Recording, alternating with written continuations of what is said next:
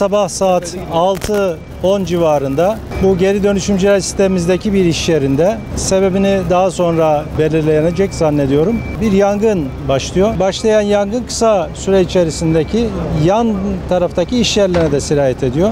Arada bir tane kolonya tesisi var. Kolonya tesisindeki uçucu ve alkol olan tanklar patlayınca tabii yangının diğer iş yerlerine sıçraması çok hızlanıyor. Şu an için hem belediyelerimizin itfaiye araçları, hem ormanımızın arasözleri, helikopterlerimiz, emniyetimizin 8 toması ile birlikte yangına müdahale ediliyor. Henüz kontrol altına aldık diyemeyiz. Ancak yangının yan iş yerlerine ve diğer yerlere sıçrama ihtimali biraz daha azaldı.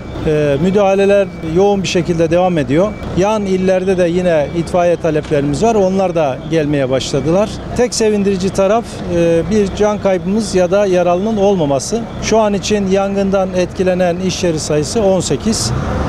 Daha fazla iş yeri ve daha fazla alan etkilenmemesi için arkadaşlarımız büyük bir gayretle olaya müdahale etmeye çalışıyorlar.